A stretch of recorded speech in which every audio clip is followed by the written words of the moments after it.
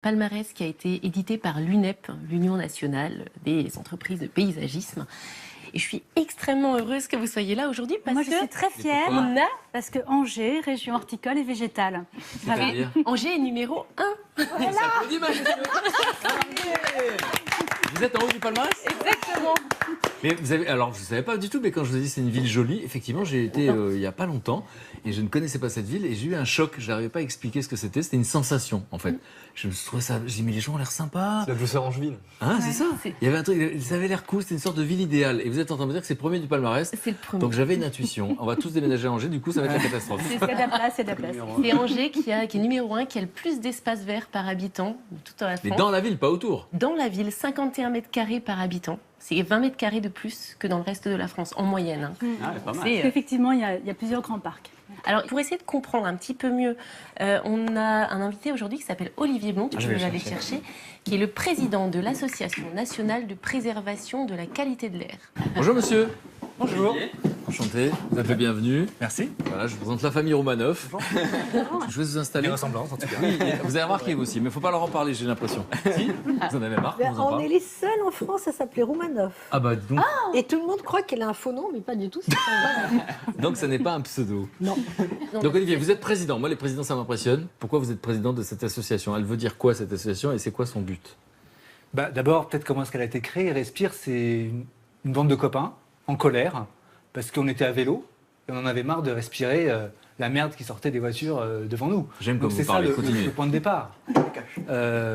Après, ce dont on s'est aperçu, c'est de l'impact énorme de la pollution de l'air sur la population française.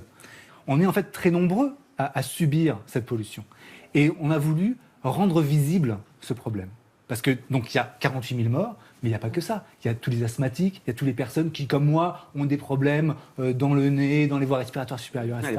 On est très nombreux. Voilà. Alors, notre association, une des choses qu'elle fait, c'est qu'elle donne la parole à ces victimes. Alors, le mot est assez horrible, mais en tout cas, c'est des gens qui souffrent dans leur corps, dans leur chair, de cette pollution qui est invisible par ailleurs.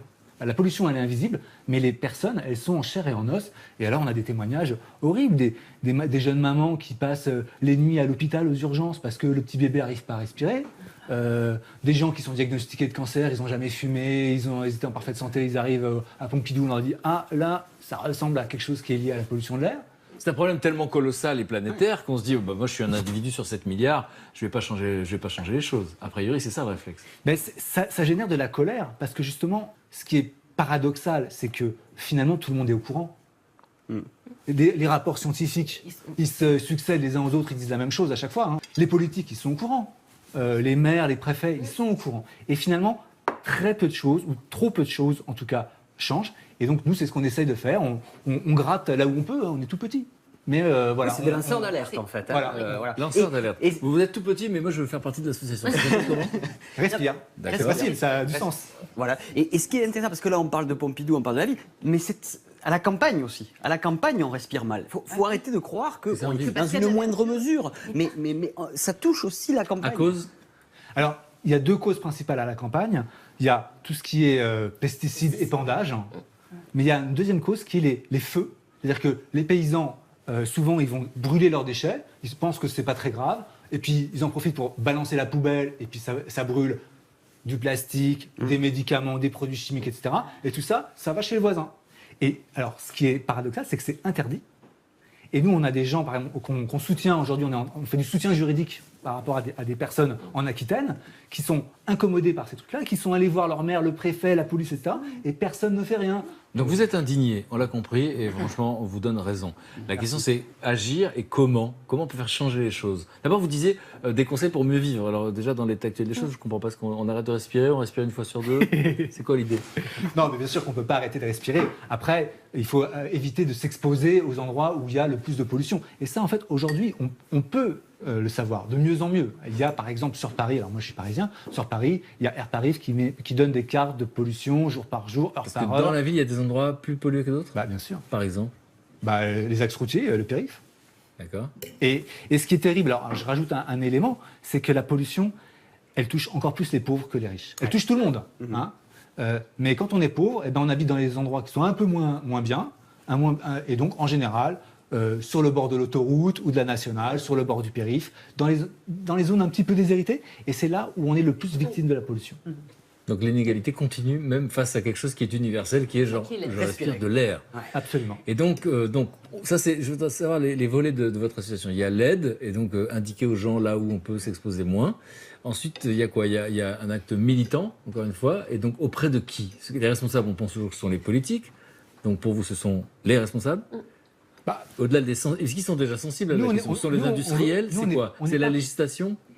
Nous, on n'est pas à dire qu'il y a des méchants et des gentils. Parce que ce qui est étonnant parce avec la qu'eux pollution de aussi l'air, respirent. c'est que ceux qui polluent... Eux aussi respirent. Exactement. Voilà. Ceux qui polluent sont aussi ceux qui sont pollués. Les automobilistes, on en a parlé. Comme Évidemment. s'il y avait les méchants automobilistes. Mais non, mais et les c'est complètement gentils, con. Bien sûr. C'est pas ça. Eux aussi, ils sont victimes. Et aujourd'hui, la voiture telle qu'on la voit, donc la grosse machine de 1 tonne qui est polluante et dans laquelle on est tout seul, c'est ringard, ça appartient déjà au passé, mais on ne le sait même pas. C'est-à-dire Parce qu'aujourd'hui, il y a des nouvelles voitures, les voitures électriques. Les voitures de demain, elles sont encore plus performantes, elles ne pollueront plus. Il y a tous les nouveaux modes de transport, le covoiturage. Il y a 10 ans, c'était un truc pour Babacool. Aujourd'hui, il y a plein de gens qui le font. Blablacar, c'est un succès industriel, etc. Et ça, c'est encore que pour des trajets à longue distance. Bientôt, on espère qu'il y aura du covoiturage domicile-travail. Donc vous, le combat là, c'est quoi que vous menez? Qu'est-ce qu'on...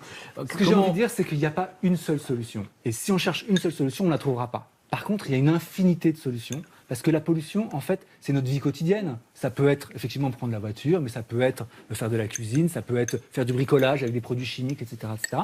Et en fait, dans chaque instant de notre vie quotidienne, on peut trouver des petites choses qui vont faire la différence. Alors, ce ne sera pas une grosse différence, mais toutes ces petites différences, les unes avec les autres, eh ben, ensemble, elles nous permettent de vivre une vie plus belle. Ensemble, on vivra une vie plus belle. Ce serait peut-être le mot de la fin, ça, non? Ça vous plaît, ça? Tout à fait. C'est pour vous. Merci d'être venu. Vous applaudissez, vous avez l'énergie. Merci beaucoup. Mais en Donc, fait, Respire, c'est l'association. Et donc, plus vous êtes nombreux, plus vous serez ensemble et plus vous serez entendus, j'imagine. Dans les petites choses pour vivre mieux, les villes essayent d'innover. Et le palmarès, Donc, il y a la créativité au pouvoir. exactement, c'est vraiment comment montrer comment des maires, à petite échelle, essayent de changer les choses. À Angers, par exemple.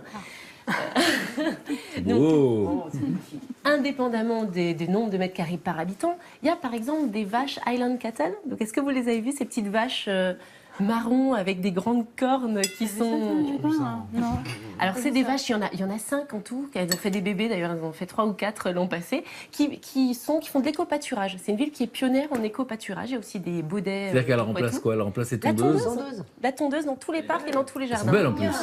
C'est quand même beaucoup plus sympa d'avoir une vache qui tond. C'est aussi une ville qui a un objectif de zéro pesticide, zéro phyto.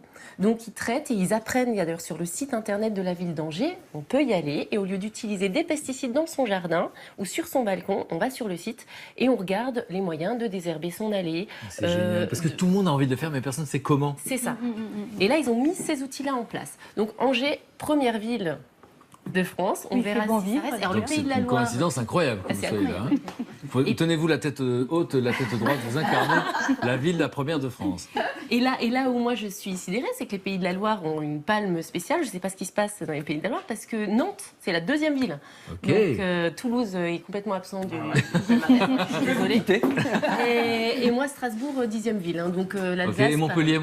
Montpellier, je regarde mes petites notes. Non, Montpellier aussi. Et Bordeaux Bordeaux, c'est pareil. On n'est pas dedans? Et Paris, pas dedans, hein, pas dedans. Et Paris? Paris non plus. Pas dans les 10 premières. D'accord. On a C'est quoi les 10 premières? les 10 premières, Angers, Nantes, Limoges, Lyon, Metz, Brest.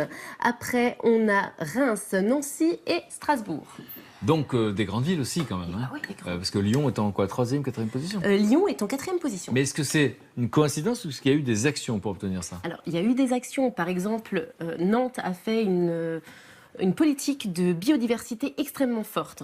On est sur un espace qui fait quand même plus de 12 hectares, qui s'appelle la Petite Amazonie. On peut voir La petite Amazonie. Petite Amazonie. C'est en dehors de la ville, j'imagine. Non, c'est dans la ville, c'est entre les HLM de la cité, enfin de Malakoff, du quartier Malakoff et la gare SNCF. C'est un quartier qui a été bombardé. C'est entre les voies ferrées, ça a été bombardé pendant la Seconde Guerre mondiale. Les trous des obus ont fait des marécages, la nature a pris ses droits, l'autoroute a essayé de s'implanter là, ça n'a jamais marché. Et depuis, il y a 63 espèces d'oiseaux nicheurs, il y a des renards, il y a des couleuvres, il y a des lapins de Garenne. J'adore les réactions de Brigitte en silence. C'est l'effet lapin de Garenne. C'est ça. C'est fabuleux. Et il y a des papas et des mamans Je vais qui y disent qu'il y a aller, des hein, crocodiles en plus, pour que les enfants aient pas trop de... Alors, je vais vivre à mi-temps à Nantes et à Angers. C'est Voilà. Voilà.